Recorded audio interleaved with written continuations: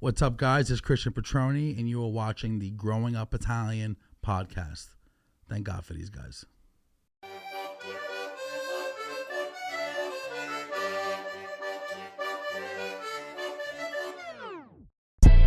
Growing Up Italian. Growing Up Italian. Growing Up Italian podcast. Growing Up Italian. Growing Up Italian. Growing Up Italian. Growing Up Italian. Growing Up Italian. Growing Up Italian. Growing Up Italian. Growing Up Italian podcast. Growing Up Italian. Growing Up Italian. Growing Up Italian podcast. Growing Up Italian. Woo!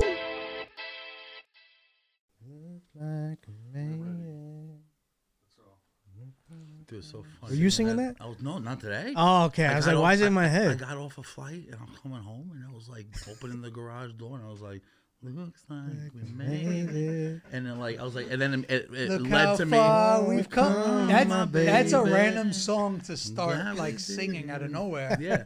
So it's interesting because this was a couple days ago, and I was like singing the Shania Twain song. Obviously, it was like we made it. She's when fantastic, I got home. by the way. An angel amongst us mere mortals, right? Yeah. But then it led to me going down a Shania Twain rabbit hole. You know, before you know, it's like bam, bam, ba, you know, and it's like let's Sing go, it, girls. girl. Yeah, it's Come cool. on, Yeah, girl. let's go, girls. You know, gonna make a minute. I love it all. That's I like love I'm it a all. big Celine Dion guy. Come on, bro. Celine Dion. She gets me pumped up. Our queen. Yeah. Right. Power of Love. That's my wedding song. It's everybody's wedding song. Oh, bro. Working at Alex and Henry's, you know, this catering hall I always talk about. Fucking 12 years old, Cumberbund. Is it an upstate spot? It was up in Westchester in Scarsdale. So it was upstate. Yeah, it's a whole. I know you guys like to call Westchester upstate. Yeah, God forbid you guys really get upstate. Like, what is it, Mars? You know? Dude, I was driving upstate up through like Bear Mountain to go to this Glenmere Mansion, which is beautiful. And I took this like back way through like sort of like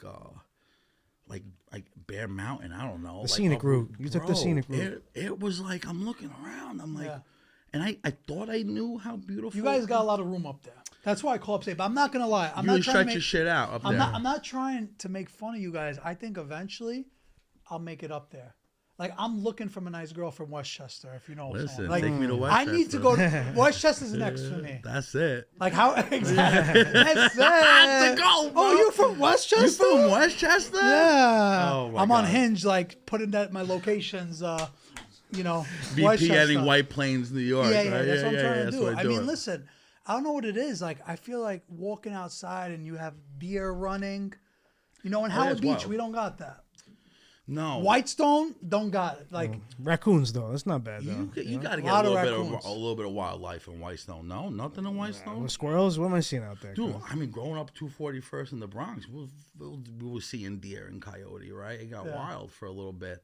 But listen, Tell us a technically it is upstate, so, you know, sauce versus listen, gravy. I just went to this pizzeria in Somers, and everybody because I always make the joke about it being upstate. So many people are like, oh, wow, you went upstate. You went upstate. So that's why I'm just doubling down. Somers feels like upstate, sure. It is. And it's beautiful up there. No, I like it. It's just like, you know, it's a little far sometimes. You know, it used to be the headquarters of we offended them. Yeah, he just walked out. Somers, a headquarters of Ringling Brothers back in the day. Oh, Which is really? why you see elephants all over the town. A lot of room up there. Home of Bobos. That's a place to store an elephant. I mean, if I was going to store my elephant, if I didn't already have a place for it, I'd go there. I'm not doing that in Brooklyn. What are you gonna pay? $20,000 a month to make an elephant hang out? We learned that the hard way, didn't we? No, I know. Yeah. So listen, let's talk a little bit about your family. It's fucking funny. Let's talk a little bit about like where you're from in Italy and kind of your family's road. Like you said, you were from the Bronx. Your family when they first, settled here. I know you're from Ponza, Italy originally. We have done this pod before, but it was very early on. I feel like this is the first time for real. What year was in that? my studio? I don't know. It was when I first took the studio. There was like, 2018. yeah, man. Damn. Yeah. Yeah. Was that the white mics? Do you remember that? The tripod, like a little. Oh yeah, the clap. Yeah. Dude. We were up in my studio. I was just going, in the middle of what I thought was rock bottom. Come to find out, we have plenty more bottom to find. Right? No, you got plenty more up to see. And now we do, right? But back then it was an interesting time. I got out of the restaurant business, very very abruptly, and sort of decided to just go all in on what I thought was going to be, just going to continue to grow, which was digital multimedia, right? Leveraging the years that I've done on Food Network. I mean, guys, I started on Chopped like season 4, man. It's like well over a decade ago, if not like a decade and a half at this point, right? And so all those years of doing that, having multiple restaurants, and then all of a sudden it's like poof, like gone, right? A birthright for a lot of chefs, right? And losing your restaurants to. Real quick. So the first time I met Christian, we were doing a segment on Rachel Ray, maybe, or it was on Rachel Ray. You were doing the table, the Polenta table, and I was with Luca 2 times, and he had a spot in the Fulton Market. Yeah, in Brooklyn. So I met him there, and they did like a food segment, and we met. Then I saw him again at the Sopranos house when he did that same thing. And we just, always been connected. And I kind of seen his journey where when I first met him, he had like 4 or 5 restaurants. And then he started from scratch again. And I admired like how strong he was to overcome like the adversity of pretty much losing everything. Everything, bro. And starting from scratch. And, that's been a long time ago. And I see like everything you're going through now. And sometimes I think the best moments come right after the worst moments. Bro, you think about like the worst thing that can happen to you, God forbid, at least, and let's talk about it in regards to business and life and homes. And the worst thing that can happen to you is pretty terrible, right? Like, I still carry a lot of like animosity in my heart, right? For everyone involved. Mm-hmm. But what's sort of like helps me a lot, especially, since I never sort of stopped with the path that I wanted for me and my family, is sort of like what's the word I'm looking for? It's like thank God. That's the words I'm looking for. Thank God those people did what they did. Sometimes it happens for a reason. We would not, I guarantee you, we would not be sitting here right now. I guarantee you my life would be very different in a way that is not as... You have a much easier road now, I would say. It's gonna be, man. Yeah. No, for sure. And listen, I'm about to get back into the restaurant business. Attaboy. And probably by the time this airs, there'll be a little bit of news, but it's something special, something not what you would initially expect from me.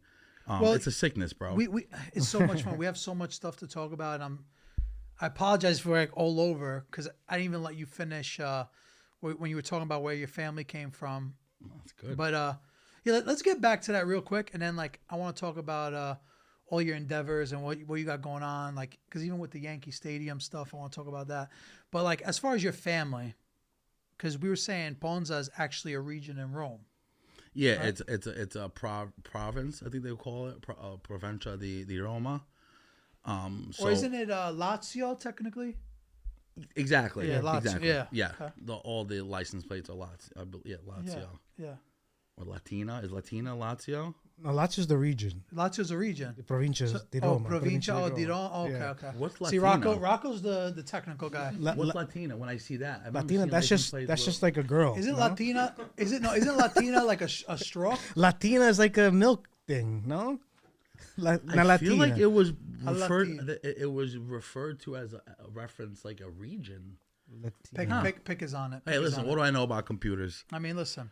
Dude, I tell my wife jokingly, like, I'll be in Nashville, Tennessee, or in Aruba, or somewhere, wherever, and I'll just be like, yo, because my son is very good with geography, Mm-hmm. I'll tell my wife, I'm like, yo, babe, if there was, like, a gun to my head and they were, like, point to Nashville on a map right now, like a blank map, I'm done. I'm dead. So when it comes to geography, I may not be the guy. But, yes, technically, so, like, Ponza is referenced as far back as like Homer's Odyssey, up to the Romans being the vacation home of Pontius Pilate. Yeah. Okay. Right? Okay.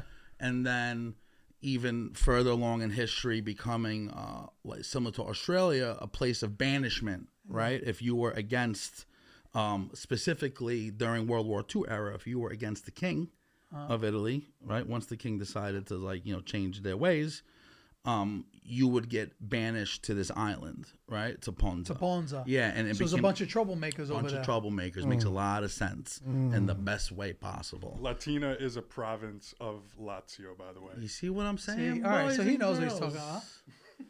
I think We don't know because we come from the mountains. You know, me and Rock, we're a little wet behind the ears. you guys are like deeper into Naples or Calabria. We're still We're closer to Calabria. Yeah. We're Campania, but we're between Napoli and Calabria. But I never passed through Calabria. It's still to this day. I want to start now with everything I've been doing. I want to see more and more parts of Italy. But I want to talk to you about like your family when they came here. Your parents met here, or give me a little bit of that. It's kind of crazy because Ponza is like 3.5 miles long, right? Small little island, little volcanic rock in the middle of the Mediterranean is what I like to say.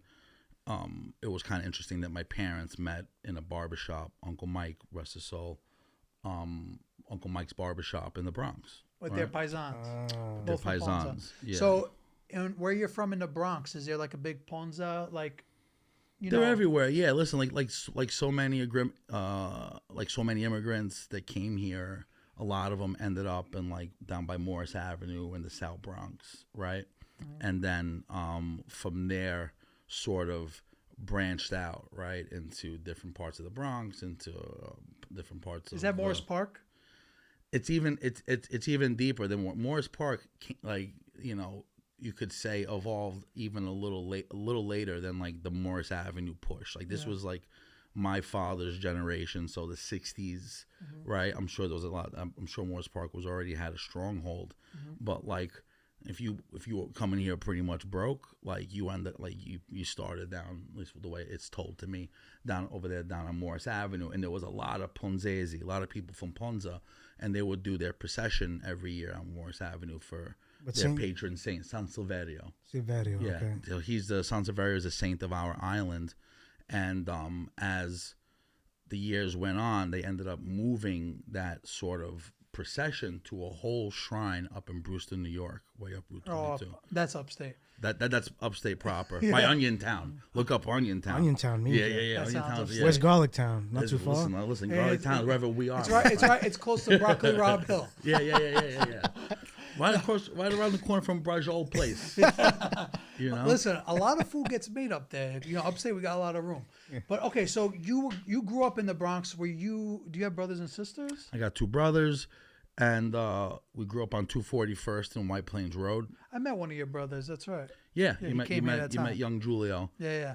Shout out to Julio. So are you like the eldest of them? I'm the middle. You're the middle. Always the favorite, the middle. It's like Rocco. Yeah, it's You're true. the It's middle? true. Yeah, It's true. it is because The middle's the best part, no? A little bit of best, a little bit. Pain It's in like a the ass. sandwich, like the bologna in the middle. You know, it's nice. I like to consider myself the bologna. You know. Bologna. Nah, because the supersada is something else. Yeah, come on. I'll be the mortadella, bro. The mortadella. Yeah, there you Come go. on, I'll be the mortadella. Yeah, bologna. Fuck, he's bologna anymore. Respect. It's nice. So growing up, when did you realize your love for food and creating dishes people loved? Was that something early on when you were a kid that? Yeah, like listen, I wasn't the kid that was like tugging at my mother and father's apron strings, like teach me how to make meatballs. It's like that wasn't that. You know, it was more like Those kind of cooks are nerds. Yeah, man. Like those kids don't that give are me like, this. teach me. Yeah, you fucking know, like- dweeb. Like I didn't want to like make sandwiches, but it was like at first Yeah, no choice. I did everything not to. Like I was like, no, do the register. You know, I'll make the coffee. And then when you're like in high school, freshman year, 8th grade going into freshman year is when I started making sandwiches for real, like using the slicing machine. So like you said, it's not something I was like, teach me how to make the hot mozzarella where I had to burn my hands making mozzarella. Like I don't like doing that shit. You know, You try, but you were in it. Like this was like the business that you were growing up in, Yeah, right? And exactly. like for me, my father was a construction worker, carpenter, union carpenter, but his side gig was doing fruits and vegetables for like all the paisans that had restaurants. Like you Hunts know? Point type shit? Or? Yeah, exactly. Okay. Exactly that. Okay. Right? So he would go once a week down to Hunts Point on like a Tuesday at like 1, 2 o'clock in the morning with his big brown Ford Econoline van. He would load up for like maestros down in Bronxdale, different paisans that had restaurants up in Fairfield County in Connecticut. Every Italian family has a cousin who swears he's a casino legend. Like Mario, when he goes to AC, he gets nuts. He starts talking strategy. Bro pulls out a laminated chart like he's coaching Team USA. I don't need a lecture. I just hop on Legends with a Z. They got live tables if you like baccarat, blackjack, roulette. Listen, you already know by now. If you're signing up, use code Italian. 100% match on your first purchase up to $100. Mario could keep his PowerPoint. He's a good kid, but I'll stick to Legends. That's Legends with a Z. Now back to the show. And like they would call my dad if they needed to spend a little more, but make sure they had the best shit. Because my dad, He'll pick it. he'll be in the back of Andy Boy like climbing cases of broccoli Rob, like So your dad's picking a out the Broccoli ones Rob with plug? florets. He is the broccoli Rob plug. That's sick. Figs. He's going there. He's like what's like a mastermind. Like he's got like 10 flats of figs in front of him. Has He's he taught finding you the right anything? ones. Like, you know how people say watermelon, how do you know it's good? It's got to be 2 fingers length of the green and then a little white after that. Is there any tricks I to just the... whack the shit out of it. I just go, Yeah, and I know. feels right. Feels Yeah, right. like, Is it's there a any good one. tricks that we He was should know? never technical like that. He's more okay, of like, okay. if I can feel a ripe fig or I can make sure that the box of broccoli Rob has more florets than leaves, I've done my job. you Yeah, know? yeah. So your dad would have a full-time job, and look at like the Italian hustle. Your dad would have a full-time job, but then a couple nights a week, he'll take orders for fruit and deliver it to people to make a buck. Think about it. He would go do that early in the morning. He would bring the van back home, park it in the back of our driveway at our house, close the gate, take his work truck to go work construction all day, come back, jump in the van that had the vegetables in them that he insulated himself, homemade insulation Yeah, job. he didn't have a refrigerated van, I'm sure. And then would go do his stops, right? And then once we were like old enough to carry a case of cantaloupes, bro, like I mean, the back stairs at Maestro's catering hall, which was like one of my big inspirations, but like the back stairs where we would load up like boxes of potatoes were like had this layer of grease on it, like perpetual grease that just was always there, and it was so hairy making these deliveries. But then I'd get to go to Hunts Point with my father if we didn't have school, and like, bro, like Hunts Point in that era for a 10-year-old kid was like the craziest thing to see, and my father would show me everything. There's a lot of action by Hunts Point. Rock, you ever been I there? don't even know what that is. There's a lot of action over there. Dude, Smells back good? then, So okay, Hunts none, Point. yeah, none of it good. Yeah, too much action. You should stay away. Actually, My father, imagine 10-year-old you should stay Christian. far away. 10-year-old Christian. My father goes, you see those over there? You see those? okay. You stay away from people like that. Like You Grand stay Theft away. Auto action? Yeah, It's okay? exactly. Okay. Like Very much the van so. shaking, you know. But no. But honestly, I don't think it's as much of that now. No. But more so, I always hear that people like big steak guys, fish guys, and produce guys all got to go to Hunts Point. So what his dad was doing, we have a fruit guy that does, like, we have a vegetable guy that does that for us. We have like a meat guy that does that for us. But I'm sure 50 years ago, like if you owned the business, that's where you had to go. Like maybe there weren't so many restaurant depots or like all these guys that were handling that. So that's why someone like his dad probably had the opportunity to make extra buck, because people didn't want to go to Hunts Point themselves, but they trusted him to pick like good stuff. Okay. Yeah, exactly, Right? dude. Exactly. And so- they'd pay a premium just to So make sure let me it ask was done. now, because I'm thinking that generation, like your father's generation, our parents' generation, I feel like they're so different. They were just cut from a different cloth. Like I, being a father now, I feel like after my day job, which is this essentially, is done, when I go home, I just want to be with him. Like they not only had a full income, 9 to 5, let's just call it, come home, and then they go into another job. Like, what was the reasoning for him doing that?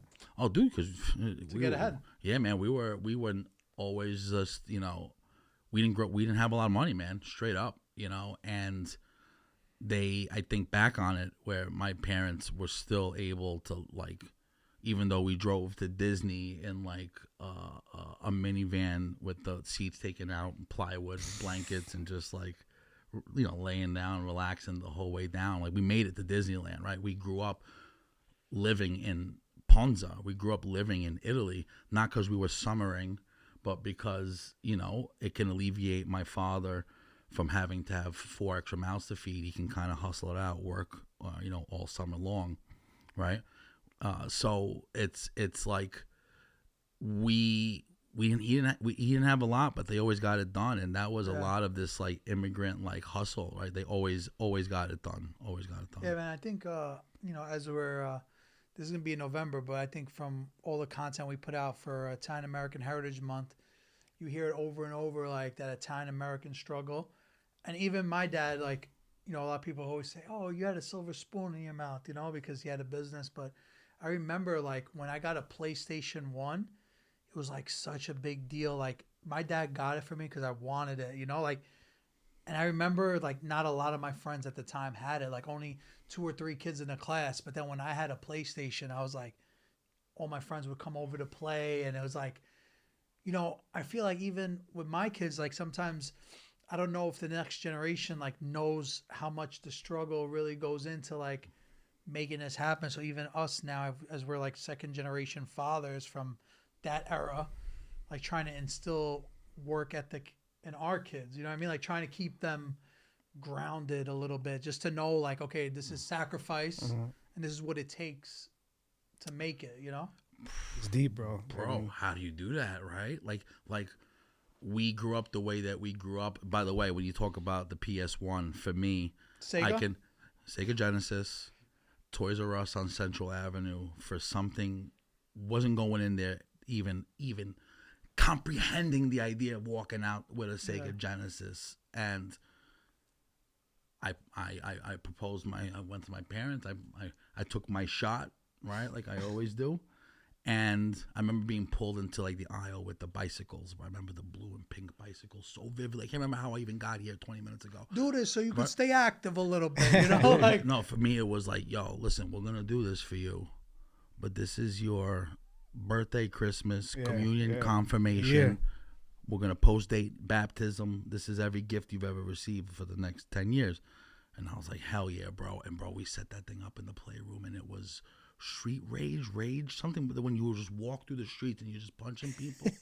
Oh my God, feeling. For Sega, like it was Sonic. Sonic was crazy. Ooh, Sonic, and then the fighting games. Yeah. Sega really like jumped from Nintendo to Sega was like a Sega crazy jump. was the big jump. Yeah, that was the big. Well, I'm sorry, but before that, what were we talking about? Your first gaming console? Before the first gaming console. console. Like the hustle, the struggle mindset, overcoming all that sacrifice, immigrants. Man. Dude, I mean, listen, it's like I think about my kids. You're talking about the kids and the next generation, and you have congratulations. Mm-hmm. Yeah, thank you. You have a young kid.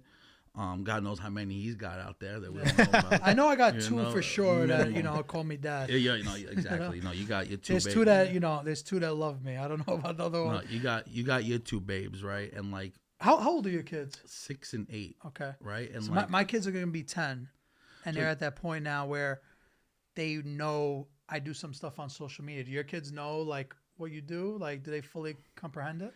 Do they fully comprehend it? I don't know. They know that, my 6-year-old daughter at CVS the other day, that Daddy, why everybody love you? It was like somebody said hello. But like to your point, right? You do something now, like fast forward to right now, and now your kids are older than mine, so they're gonna be much more aware, right? When you're gonna do something that you can bring the kids to, where you're gonna get some VIP treatment. Right, and you're going to be treated well, and you want nothing more than for your kids to obviously feel that, right? And so, like where I struggle in an interesting way is like the Yankee game, like going to a Yankee game. Right? I'm blessed to be in Yankee Stadium with the business. Congratulations to you, by the way. That was incredible. That was incredible. I want you to finish that thought, but then we'll want to circle back to that too. Yeah, dude. We went to a Yankee game, recently, one of the last ones. I finally was able to get my son out there with some friends, and you end up in Legends, which is a great situation where you walk into like the wildest buffet you've ever seen in your life, right? 2 of them, and then you can sit down and get whatever. I mean, imagine any food in the world, and then as you're walking out to your seats that are literally like I went on to. the field. I've been Legends like a long time ago, so I kind of might have not appreciated as much as I do now. But when you say like you're talking about lamb, like Yeah, bro. Prime rib, shrimp cocktail, crab legs stacked to the ceiling, sushi, pizza, desserts. I mean, what Legends Hospitality does, bro, and everything at that stadium, and even specifically in the suites, right, is already, it's pretty top notch. But like it is like it rivals the best like Vegas casino buffet that you've ever encountered in your life, right? It's all there, and then you get to go to these incredible seats, right behind. We were behind the dugout on this, like they extend the front row. It's actually on the field, right? And it's like, wow, man, like, dude, we grew up in that stadium, bro. Sometimes we had good seats, most of the time we didn't. sometimes you're in the bleachers. Yeah, bro, and that was Whoever had extra seats. Yeah, I don't think we ever paid for a Yankee ticket once in our life. I think to this day I've never. Well, paid that's for why I a Yankee became ticket. a Mets fan, because Yankee tickets you would have to pay for. And Mets fans, nobody wanted to go. So, I had a Zio, that Giocono would always bring me and Mike and Anthony the most. And be like, Barry Bonds is playing. Yeah, he just smoked the Mets. And I don't know how I ended up becoming a Mets fan, but that's really how I became a Mets fan, because I would go to the games more. So when you bring your kids to the Yankee game and you saw that, okay, for you, if you got a hot dog or a bag of peanuts, you were lucky, and now they're eating crab legs. Dude, I was King going crab. to the game, and like obviously I'm like Mattingly, Girardi, Boggs era, bro, Jeter, and always caring about what was going on in the field. But like I wanted the helmet with the ice cream in it. You know what I mean? And so like, but the point to the whole thing is like you walk through this candy room before you go to your seats, where you can have essentially order anything you want from the seats. And I'm looking at my kid. I'm like, bro, this ain't real life, man. Like, and I'm not gonna like.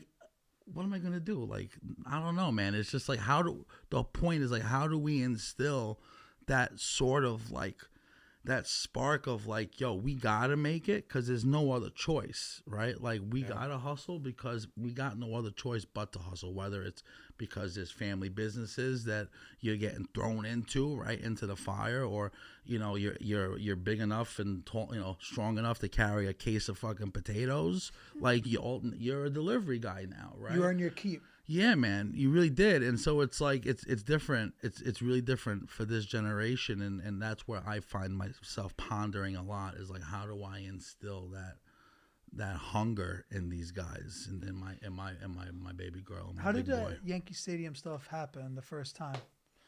Bro, you imagine, dude, I get out of the restaurants, I'm doing garlic bread out of the back of my pickup truck, bro, wearing commercial.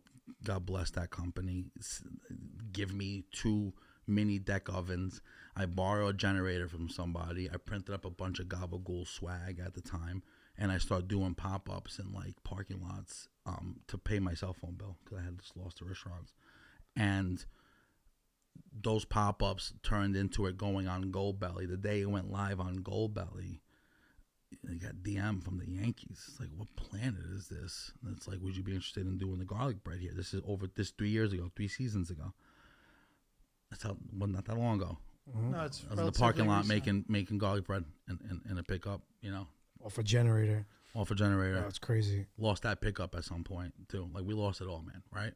And so that sort of just leveraged into this opportunity at Yankee Stadium. It started with just the garlic bread. And that, I remember, man, that first media day, I remember it went out on this Yankees letterhead, Petroni Foods at Yankee Stadium. And I was just like, it didn't hit me until I was driving home from the stadium, where I just like, oh my, I can cry right now thinking about it. It's like, wow, bro, wow, like Yankee Stadium. And then that's just evolved from year one with just garlic bread. Then year two, we added the fried meatballs with the 8-hour marinara. And then this year, with the help of Biagio, we were able to execute. Which was like viral. That was my first taste of like international virility. Is virility the word? Yeah, It's sounds about right. You know, that was interesting. And it's funny, coming from a guy that's like been on TV a zillion times, but that internet viralness is different, right? Yeah, it's different than posting a video that gets 10 million hits. It's not that. That's not. I don't know. I don't see that as like viral in the sense that like it started with MLB posting the picture that we had. I had already announced the tiramisu. MLB posted a That's thing how about I saw it. And then it was like, bro, I was walking around Florence in the beginning of the summer, and I was getting stopped by like Italian kids when they would be like, yo, you're the guy with the helmet, the tiramisu helmet. Crazy. And it's like crazy, Sick. man. Crazy. And it's the Yankees, bro. It's the Yankees. And it's not like, it's like I grew up in that stadium, bro. It's unreal. The whole thing's unreal. And it goes back to like what we were talking about earlier. Is like, thank God I got fucked. Yeah. Yeah, Yankee Stadium. I mean, that wouldn't happen if you weren't doing No, that. none of this stuff. You know, none of it, man. None of it. So, God bless. On that point, I'm a little hungry for cheese. Yeah, I was gonna say. Little Pick bro. was just Talking about food this whole time. smells He, so want, he good wants in some here. too. Relax, you'll get some. There's enough to go around. No, give me the spinny ones, the charcuterie bites. I'm in the mood for that Well, too. here you go. Yeah, thank you, brother. There you go. Little cheese. Charcuterie. All right. Man, I wish I had some fresh mozzarella right now. I got you. This is what you're giving me right now? Seriously? This is pizza cheese, Rocco. Give me that. You said you wanted fresh mozzarella. Yeah, but that is pizza cheese. All right, relax. I was holding on you because I was keeping the good stuff to myself. I guess I'll share with you though. Try this. Ah, now we're talking real cheese. Formaggio cheese. You know, that's the good stuff, cuz. Real cheese, not that pizza cheese. I told you, there's nothing like real, authentic, fresh mozzarella. Taste the formaggio difference and go get yours today. Go Formaggio. Yo, that American Idol shit GY. is my. No, this isn't that. I want to pop it. I want one day as a judge. Yeah. I would pop it as a fucking guest I too, want a celebrity judge. All right, so We'd like to make that a series. bro. Yeah. And no. I thought that was no. You guys do that. Someone's gonna take it. It's too good. It's too good. It's too good. You guys are great. there's nothing like I like more than beautiful women and like rock stars that like I've invited. There has been no talent so far, though. I will say that. It may there never be any. It's my fucking favorite. Yeah. It's my favorite. It's like a talent show, like back in 5th grade. Like I performed Backstreet Boys at my talent show to 5th grade with 3 of my friends. So we had no talent. We weren't good dancers, but we did what we could. Just like our Italian ancestors, we did what we could. Nice. All we can do, my friend, is do what we can. Yeah. Right? Let's talk a little bit about the cookbook. I mean, forward by Martha Stewart. Like that's the first thing. Crazy. Yeah. I mean, that's Martha. Man. that's a big one. Yeah, she's a babe. She's a good kid. Martha's a sweet kid. She's a great kid. We love her. Listen, Martha. She got street cred too, cuz. Bro, the more you learn, the more you really just you can't help but love her more and more, And like I've been blessed to have sort of been in her atmosphere for a while. It started. I did her show very, very, very early, man. I maybe did a couple. I was maybe judging a little bit on Chopped at the point. So that's Martha Stewart's show? Martha Stewart was one of her early cooking shows, Okay. like when she was still filming in New York City. Okay. And that was my first time sort of interacting with her. And then because my restaurants were up in like northern Westchester area, she sort of started popping in here and there. So she's from upstate too? Yeah, she's from upstate. She's upstate, man. Yeah, I love it. But dude, like, listen, Is she from there or she just lives there because she got bred? No, she's from Jersey, Nutley. Yeah. Okay, so that's a little different. Yeah. She dude, Martha up where she is. It does feel like upstate. Respect. It's horse country. That's where we used to live. Before we had no more restaurants all of a sudden. So we fucking see you later, horse country. But either way, it's up in horse country. It's like God knows 100 and change acres, and it's Narnia, bro. It's like you're not even on Earth when you go in there, and it's just she's real. She's the real deal, bro. Like, so she would come into the restaurant for years. We became friends, and like I would do like events like around like Westchester if I'm doing like a dinner or like a casual like sort of like whatever, like cooking, doing pasta. I'll invite her and not tell anybody, and that's one of my favorite things is like seeing people like like it's like, and dude, seeing Martha at a dinner party where she walks in and doesn't know anybody is like, it's like watching a tiger in the Serengeti, bro. It's like she's in her natural. Oh, so good. So either way, I was doing a thing for BMW when the Super Bowl commercial back when they were doing the Christopher Walken thing. And I was making a video and I needed tied to that piece. I was making a pasta and I wanted good eggs. So like I've been blessed to be able to do for years. Like Martha taught me how to have chickens, like the whole thing. So like, you get your own like eggs from your chickens? My chickens are currently deep home. It's cold now, right? Yeah, they're in someone else's home since we're in between homes, and so when I need good eggs, you set your chickens somewhere else. Oh, they went somewhere good. Yeah, they went somewhere good with somebody very sweet that has a lot of chickens. How many chickens did you have? I had 13 chickens. Bro, 6 we ducks do not and 2 have geese. chickens in Queens or Brooklyn. Yeah, it's true. That's nice. That's how you know you're upstate. You know? Dude, listen. That's nice. All day, bro. So I called Martha because I wanted nice, bright, yolky eggs for this video I was doing, and you know I'm so blessed to be able to go there. Makes me a little cappuccino. We have a little bit of breakfast, and we get to sort of catch up. It's one of my favorite things in the whole world, as you can imagine. And as we're talking, she's showing me her 100th cookbook that was printed as on a ream. It hadn't been bound yet. She was still in the middle of the process. She's showing me her 100. Can you imagine her 100 cookbook? And halfway through, she's showing me the whole cookbook, mind you, page by page, right? All 200 pages. She lives and breathes this stuff, and she stops halfway through, and she's like, "Didn't you ask me to write the foreword for Parm to Table?" And I was like, "Not Martha. Like, I'm just happy to come here and get eggs from you and spend some time, and like, I don't like asking you for stuff other than eggs." She said, "Well, that Martha. Well, if you get me a copy before it goes to print," and essentially she gives it her blessing. That's a big name to have on the front of your cookbook, my brother. Yeah, man. It's a real testament to the universe and just like things falling into place when you would hope they do, right? And so I wrote this book, Parm to Table, that sort of represents my life in the Bronx on 241st and White Plains Road, and what comes with that. That comes with 5 o'clock dinner, food that my mother was taught by her mother, and then whatever she was flexing with, because she was a little more creative, not as old-fashioned. And then when she would go see her parents, like around Easter, right? Then we would, like, my dad didn't cook, so that's when we got exposed to like red sauce joints, because we weren't having shrimp parm and alla vodka at home, right? Like that was like you go out and got that at the Paisan's restaurant. For me, it was the Venice in the South Bronx, right? And then boom, summer comes. My parents cut a deal to get me out of summer school early.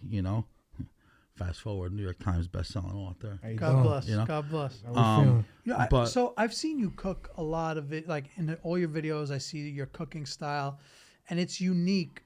Like, I'll give you an example. My dad, when we did that Sopranos event, and you did the table polenta, my dad's like, "Wow, he's messy." He cooks at time, but you cook like unhinged, wild, like. The cheese is everywhere. The basil is getting cut, and you're just throwing it, and it's like, but it works. So looks great too. Who are some of your biggest like cook inspirations? Yeah, bro. Oh my God. Listen, one of my favorites is Rob Gentile. Rob was in Toronto for a long time. He's out in LA right now, and when he was in Toronto, he had this Buka restaurants, and Rob is just, I just think, such an incredibly talented cook, right? And so I remember seeing him do the little table side version of this polenta thing, right? I really, and I remember early Food Network, Michael Chiarello did a polenta table. Right, in his like backyard in like Napa, and I remember seeing that, which is called polenta alla spinatora. Right, we didn't grow up with doing polenta in Ponza. It was just like really inspired by like specifically Rabe and his sort of tradition, because that's something that he does. And then at the time, I loved going to these like fancy restaurants, like crazy sort of like multi-tasting Michelin stars. So there's a place called Alinea in Chicago I used to go to that was like, still to this day, it's an incredible restaurant. Really, nothing is as it seems. And they would do dessert right on the table like that, and they'd be painting and Jackson Pollocking it. And so like this polenta table idea, which I'm leaving here and going to do my reshoot at Kimmel, where I'm doing the meatball table from Sopranos on the show, because it's just like, that's like your go-to dish. Yeah, it's fun. You know what it is, bro? It's like it's interactive. It's fun. It's a little different, you know. It's like we're so blessed to be able to cook, and we get to tie stories to it. You know what I mean? And then like, you know, there's not a lot that can be sort of uniquely somebody, right? And so it's a lot of fun. When you say reshoot for Kimmel, what do you mean? Like, oh man, listen. So I was scheduled and there on set the day when Kimmel got canceled that day, right? And so it's like, listen. Oh, you were scheduled that day? Oh, bro, we did rehearsal. That's called luck right there, huh? It was a really interesting day, man. A weird day. And listen, I come from the school of like, I was raised in the restaurant industry in life, but in the restaurant industry specifically by immigrant Italians and Portuguese. That was like, yo, dude, you don't get involved in what's going on in the political world. We take everybody's money here. We're not trying to like alienate so nobody. True. Michael Jordan said that too, I think. Yeah, dude, that's why I like my little food bubble. And so, you know, I was blessed to be, you know, invited by Jimmy to come, you know, promote the book. Oh, that's great, bro. And it was like 35. You know, we did rehearsal, and it was like 35 minutes before going on. I'm suited up in the green room. I'm like babying my big pot of polenta, you know. Well, now you're gonna get your chance to do that. Yeah, now we get, dude. Listen, now I get to go do it. Get to go continue. Listen, it's like what you guys do, right? Is like telling the stories of our culture and the way we grew up, right? Like, you know, listen, polenta table ain't the way I grew up, right? But that sauce is, those meatballs are, and what we stand for as, you know, children of immigrants is, it's a story that needs to be told. It's easy to be forgotten. And I'm really grateful to be able to do it, whether it's on over there or over here. Yeah. I'm just happy that, you know, and you guys are, what you guys do for the culture is beautiful, man. And, this has been a long time coming, and I know you got to catch the flight soon, so I want to be super efficient with our time. So before, you know, we wrap and everything, I want to talk about some dishes that you love in this like book and why people should buy your book, because let's be honest, there's zillions of cookbooks. Oh my God! Why is yours a must-have? Because I will say I do have a bunch, and I really like yours because your style of the way you make food is very unique. And when I watch your cooking videos, like I like get stuck on them because you put like a unique way to make a lot of like classics, and then you also, you know, move the needle on Italian American stuff. So I'm sure a lot of people also say like, this is not real Italian cooking sometimes, right? Like that's one thing one of your critics will say, right? But it's Italian American cooking, which I think is its own thing. Very much so, its own thing, right? We're not out here claiming to be cooking Italian food when we're making, you know, shrimp parm on a semolina bastone. You know what I mean? Like, no, that's nice though. The best. That's us. It's nice. That is so representative of us as a time and a place, right? We're not trying to be anything that we're not, right? And so, like, even, like, it's just interesting writing a book because, like, I'm the kind of cook that, like, I'll make something different every time, man, you know? So it's like my Scarpiello might always be a little different or whatever I'm doing might always be a little different because it's like, I don't know. It's like, how we feeling today? You know? We want to use red wine instead of the vodka sauce, the penne alla vodka, no penne, no vodka, or you want to use white wine today? I don't know. What's closer? I know it's going to taste good. Yeah. And like, people overthink a lot of this stuff. Yeah, you use what you have. I think that's the art of, like, you know, even a cookbook. Sometimes you don't follow the recipe to the T, but you use it for inspiration. So if you're missing one thing, you know, you make it work. Or there's an ingredient you don't like, you switch it with something else. And I think folks need to understand that this is a very okay thing, right? Like, you don't need to follow something verbatim, get it down pat, but then, like, feel free to take your liberties. Have fun. Make it your own. As long as, like, you're making it sounds so cheesy, man, but as long as you're doing something that you actually care to be doing for people that you actually care about, that's like more than half the battle, bro. Just like care about what you're putting out. Don't get so stuck on a recipe. If me and Rocco were about to come over for dinner, not tonight because you're traveling, but on a night where it's a cold day like today, it's in the middle of fall, and you want to impress us, what are you going to in that book? What's a dish you could make? Oh my God, in the book, I'd probably go make you guys some beef brajol. You know what I mean? I'd make a nice batch of the very controversial 8-hour marinara sauce. 8 hours, huh? 8 hours, bro. Why 8 hours? I like a slow cooked sauce, right? That's on the sweeter side. That's got depth of flavor, and so like it's very common practice to make a sofrito, depending on like listen. Sofritos are different from region to region, country to country, person to person, right? But making that sofrito and allowing it to cook really nice and slow for 4 hours and to just sort of concentrate and become this amazing. So it's on a low. Dude, almost a pilot light. You keep it low. A lighter. You're holding a lighter for dude, 8 hours? Practically. I mean, I feel bad for the assistant that's got to do that every day, for those 8 hours. No, it's like 4 hours for the sofrito. But that's the thing is like I make them in batches, right? This is actually like if there's any takeaways in the book that can give you the most bang for your buck, it's like nailing the 8-hour marinara, right? Because you can make this. I'll make it the sofrito in batches. So my sofrito is garlic, onion, and carrot. I shred the carrot on a box grater, then finally chop it. I finally chop the garlic, and then I grate the onion. In the pan, you start with olive oil, and you toast the garlic, because garlic has many flavor profiles, right? You got toasted, you got raw, you got confit, which is sweeter and richer, right? So I want that fried garlic thing, right?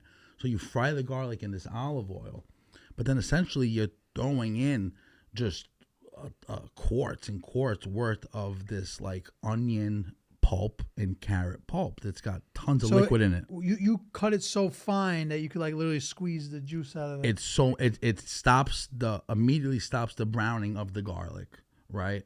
And now we have that sort of flavor profile locked in, that fried garlic locked into the sofrito. Now you turn that thing as low as it'll go, put all the vegetables in there, and then you just let it go for 4 hours. Right, and you go adding the check tomato sauce. This is just a sofrito. Oh, so right? you put the onion and all that stuff for 4 hours before putting any tomatoes in? Yeah, because what happens, what you get, that end result of that sofrito, you can put into like half pint containers or half quart containers, put them in the freezer, and like if you're gonna braise something, if you're gonna make a pot of sauce, like you got 4 hours already cut out right there, right? Skip a step by. So then the next 4 hours for the sauce is milling the tomatoes into the pot and then simmering it on incredibly low with the sofrito for another 4 hours. So now when you're cooking that, so you got to move it around every once in a while, right? Every once in a while, yeah, but slow enough where it's like, you're not like, you don't have to baby it. One of my favorite tricks, I'm sure it happens at the deli, is getting the tops of the cans. You get the tops of the cans if you have like a gas burner, and say you take like 3 number 10 tops or however many even the smaller tops. If you had like 4 or 5 of them, and you would sort of lay them over your burner. And then you put your pot on top of that. And then what happens is the flame is not directly hitting the pot. So it cooks much gentler and you have a much less chance of scorching it. Is there anything worse than making a pot of sauce? Then you get that like bitter, nasty scorch. Yeah. So there's like some tricks to impart. I didn't know that. That's a very interesting way to make sauce. It's not something you hear too often. Yeah, I like it that way because it sort of reminds you of those slow cooked ragouts, right? It's almost like an oxtail ragout, but just minus the oxtail. It's just the sauce. I will say, when I was in Italy this summer, the best meal I had was at my cousin's family's boyfriend's house, so the Zadia's boyfriend's house, Marco, and they made a sauce for like 8 hours too. I don't know if they did it. It was probably meat in it. It was probably a ragout. Yeah, but the sauce was literally like dark, like almost like between red and brown.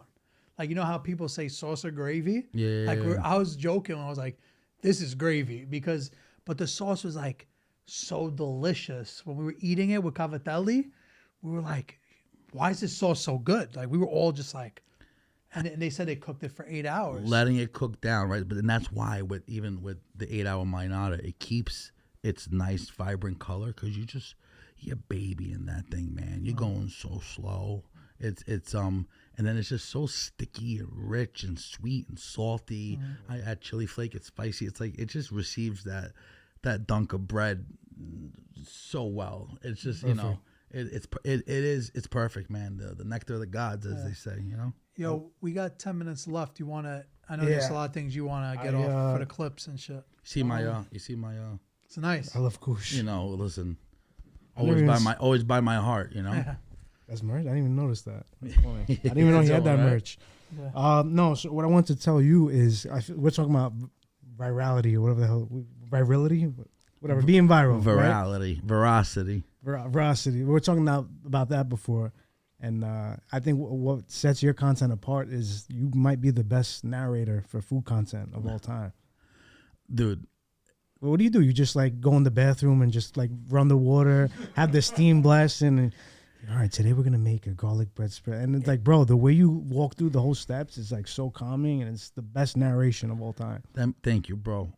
That means a lot because like what you're hearing there was not really like by design at all. It was just like I want to be 100% unapologetically authentic to whatever I do, and I've really have accepted that and leaned into that in recent years. It's like I'm gonna cook the way I cook because that's how I'm choosing to do it. I'm gonna speak the way I speak. I'm gonna hopefully people like it, right? And so leaning into that in the most authentic way possible. When we talk about these dishes that I get to do on my page, I can storytelling. And I think tied to food is gonna be one of the last truest art forms we got left, right? So if I'm making a dish that's tied to me in any way, as far as a visceral memory, then to tell that story is a pleasure, right? And to tell the stories that keep these dishes alive, or that just whatever the hell it is like I'm not lying to you about it. Like this is my take on the dish, and here's my relationship to the dish. Now say I'm making something that I don't have a childhood memory tied to, then I can just speak to the dish, bro. Like it's like we're not trying to reinvent the wheel here. I can speak to the dish. We could talk a little bit of history of the dish, but I'm actually excited to be telling these stories. And yeah, I don't know. I guess it sounds good coming through a microphone. Apparently, Yeah, it does. It's like listen. I'm usually pretty well meditated.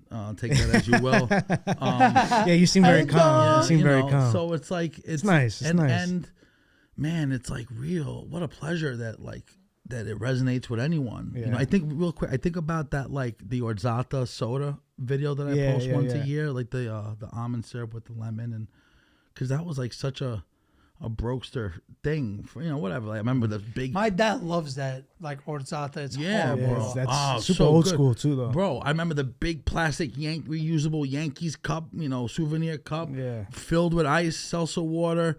That almond syrup that wasn't back then was used for that. I don't think it was used for it's coffees, pastries, right? and stuff, Yeah, pastries. And then it was like the most refreshing thing. And I post that video once a year on my Instagram, and like throughout the whole year, people from all over the country, people that nothing to do with our side of the country or the way we grew up or ever even heard of orzata, only know it from what goes in their cappuccino, is like, this is our favorite drink. Everyone's posting these pictures. It's got, we got famous people that are like, dude, I love the orzata. And it's like, I don't know. I take specifically pride in that whole situation with the orzata soda, with that almond soda, because for me, it's like, I don't know. I don't want to give myself too much credit, but like, would would that like based on like, you know, humble beginnings, would it have ever reached the other coast, right? And like sort of had this new life of people making this, or, you know, almond soda that is just, for me, is like anyone I talk to that grew up here in the tri-state area, that's just like shit that we had growing up. Yeah. So like that for me is like, yeah, this is nice that like I can tell our stories, and some of them resonate enough where like we can keep our train rolling, man. Yeah, bro. The nails, the nails that are in beams of buildings in our city right now, bro, were put there by our ancestors. They're there. We built the city. No, I feel like a lot of dishes are like nostalgic, but you put like a modern twist to it. I think that's why it's hitting home, because then you have stuff like that people are like, wow. But not everybody knows about that. You know what I mean? Like, so you're like, new people are seeing it, but then you're also resonating with people that, you know, also had that same experience as you of drinking it with seltzer water, you know, 20 years ago. So even the chocolate torrone, you call it chocolate sausage. Like that's, bro. That's chocolate like, salami. Salami, yeah, bro. That's like, why salami and not just say torrone? Or Dude, is there a big difference? Man, I didn't grow up with that either. That's a northern Italian thing. This chocolate salami. That's a great video every time I see it. Somebody tried to offer me that in Milan just now. I was like, I'll just take the tiramisu. Prove it, right? I'll take the tiramisu. There you go. It's that is an example of something that's got nothing to do with the way I grew up or anything I've ever seen before. Chef Jody, that was my director of operations when we had the restaurants, made this chocolate salami for us one day, and I was just like, what the heck? She, you know, she had spent time up north, and I was just like really just like taken aback by it. And then I made that version that with just a ton of pistachios. Yeah, and we still have 2 different styles of Italian of a chocolate salami available on Gold Belly with Fritz Nipschiltz from Connecticut. We have a classic, and we have one with like, instead of the biscuits, I do Oreos and like potato chips, like a more Medigan. Oh yeah, I seen that's like Medigan. What's the name of that with the chocolate potato chips? It's Lay's? No. There's like when you put chocolate potato chip, that kind of thing. There's another name to it. I see that a lot because the salt and the crunch all work so good. So I use it as a binder with the Oreos to make a milk chocolate version of the chocolate salami. Yeah, I need one of those. I need one of those. I usually keep a chocolate salami where I go. In the pocket or something. God forbid. No, but let's do some quick flash questions and then. So I feel like polenta gets a bad rep because I personally didn't like it growing up. It's like an old people thing. You know, like the older generation likes polenta. At least that's what I think. What makes a good polenta to you? Equal parts polenta to equal parts butter, Parmigiano Reggiano, Pecorino, and low moisture mozzarella. Equal parts. There's a chef named Joe Robuchon that's famous for his mashed potatoes, right? And he's famous because it was 50% potato, 50% butter, right? Nice and healthy too. Remove all the calories every morning before I wake up, right? Polenta sort of needs that same sort of treatment. So if for 50% cornmeal and water and salt is going to be literally, bro, like what I like to say, enough cheese to choke a donkey, right?